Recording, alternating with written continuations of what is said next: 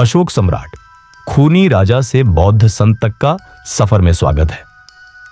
इस स्टोरी में हम आज पार्ट 1 और पार्ट 2 की कहानी बताएंगे। तो चलिए शुरू करते हैं।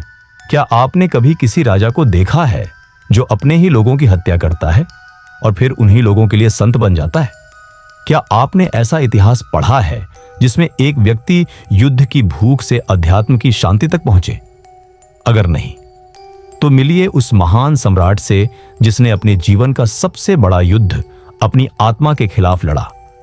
सम्राट अशोक भारत में युवाओं को इतिहास उबाऊ लगता है, लेकिन क्या हो अगर हम बताएं कि इतिहास में ऐसे मोड़ हैं जो आपके सोचने का तरीका बदल सकते हैं। अब आते हैं अपने पहले पॉइंट पर। अशोक का जन्म और प्रारंभिक जीवन। सम्राट अशोक का जीवन सिर्फ एक इतिहास नहीं, बल्कि एक परिवर्तन की प्रक्रिया है। उनका प्रारंभिक जीवन कई उतार चढ़ावों से भरा हुआ था। चलिए जानते हैं उस बालक के बारे में जो आगे चलकर इतिहास का सबसे महान सम्राट बना।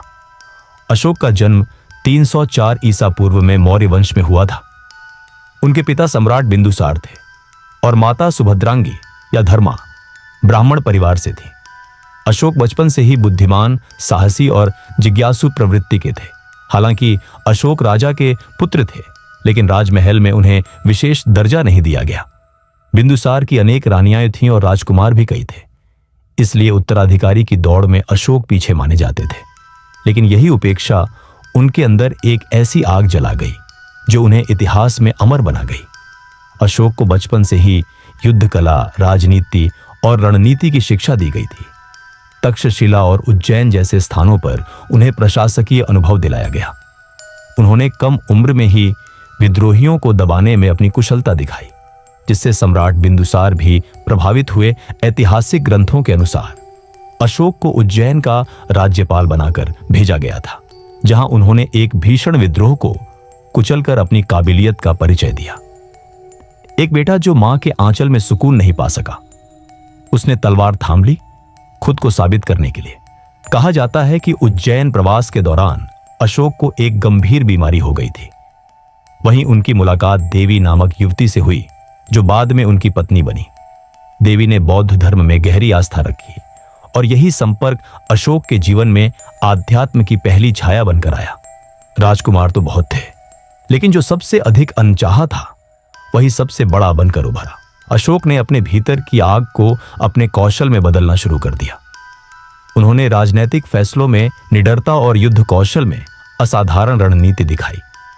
यही कारण था कि जब उत्तराधिकार का संघर्ष छिड़ा तो अशोक किसी सामान्य राजकुमार की तरह नहीं, बल्कि एक चतुर, अनुभवी और महत्वाकांक्षी योद्धा की तरह उभरे। अब आते हैं दूसरे बिंदु पर, सत्ता की भूख और रक्तपात का रास्ता।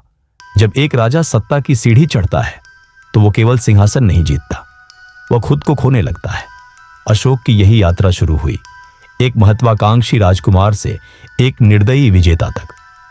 सम्राट बिंदुसार की मृत्यु के बाद मौर्य साम्राज्य उत्तराधिकार के संकट में घिर गया।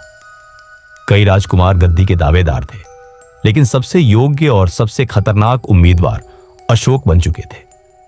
अशोक के सत्ता पर बैठने का रास्ता खून से सना था। इतिहासकारों के अनुसार उन्होंने सिंहासन के लिए अपने 99 भाइयों को मरवा दिया। कुछ ग्रंथों में यह संख्या प्रतीकात्मक मानी जाती है, लेकिन यह तय है कि सत्ता प्राप्त करने के लिए अशोक ने हिंसा और भय का सहारा लिया। सत्ता मिलते ही अशोक ने अपने क्रूर पक्ष को उजागर किया। उन्होंने विद्रोहियों को बेरहमी से कुचला, असहमति रखने वालों को दंडित किया और अपनी ताकत से सभी विरोधियों को शांत कर दिया। जिसने अपने ही खून को मिटा दिया, वह अब पूरे राज्य का भाग्य तय कर रहा था। इस समय का अशोक चंड अशोक कहलाया जाने लगा, एक ऐसा शासक की जो न्याय की जगह आतंक के दम पर शासन करता था। उसका नाम सुनते ही लोग कांप उठते थे। सत्ता के शुरुआती वर्षों में अशोक ने विस्तारवादी नीति अपनाई। उन्होंने तक्षशिला, अवंती, गांधार जैसे कई इलाकों में सैनिक कार्यवाहियां की और मौर्य साम्राज्य को और विस्तृत किया। अशोक ने प्रशासनिक दृष्टिकोण से अपने साम्राज्य को मजबूत करने हेतु राजस्व प्रणाली को कड़ा किया, सुरक्षा तंत्र को सख्त बनाया और केंद्र में पूर्ण नियंत्रण रखा। लेकिन इसके पीछे करुणा नहीं, केवल नियंत्रण की भावना थी। आप सोच रहे होंगे, ये वही अशोक है जो बाद में संत बना। हां, लेकिन उससे पहले वो राक्षस बन चुका था। अशोक का यह हिंसक रूप केवल बाहरी नहीं था, अंदर ही अंदर वो एक खालीपन महसूस कर रहे थे। लेकिन उन्हें अभी नहीं पता था कि यह अधूरी आत्मा जल्द ही सबसे बड़े युद्ध से टकराएगी, कलिंग युद्ध।